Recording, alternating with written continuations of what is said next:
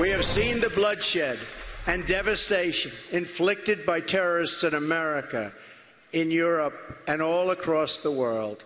We will keep radical Islamic terrorists out of our country. Newsweek magazine blasting President Trump, calling him a, quote, lazy, unaccomplished president on its most recent cover.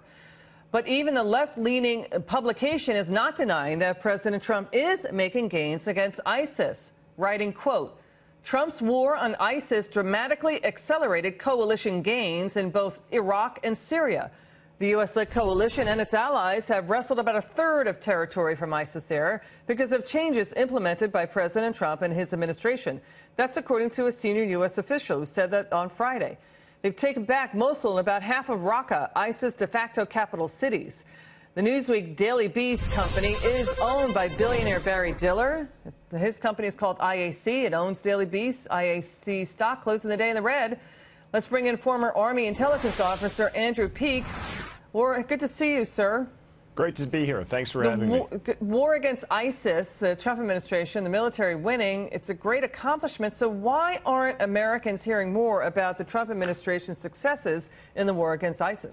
Well, because I think the progress that we're seeing right now is a result of key strategic decisions that were made back in January, and both are kind of hard to explain. First, I think the decision by the Trump administration to essentially quintuple the amount of U.S. forces in Syria to enable the Syrian Kurds, our allies, to go on the offensive against ISIS was a key decision. I think also the very decision to allow the Syrian Kurds to take Raqqa, the capital of the Islamic State, was a key moment. You know, that was a decision that the Obama administration had backed away from for fear that it might anger Turkey. So I think there's a little bit of lag time between the decision and the result. Let's take a listen to what President Obama just said a year ago in his State of the Union address, saying, quote, ISIS is not an existential threat to the United States. Let's listen. As we focus on destroying ISIL, over-the-top claims that this is World War III just play into their hands. Masses of fighters on the back of pickup trucks, twisted souls plotting in apartments or garages, they pose an enormous danger to civilians. They have to be stopped. But they do not threaten our national existence. Okay, so I want you, Andrew, to speak on behalf of the 113 people killed here in the United States under President Barack Obama by terrorists, many of them inspired by ISIS. Also, about 400 people were injured in terrorist attacks under President Obama. Speak on behalf of those families to President Obama.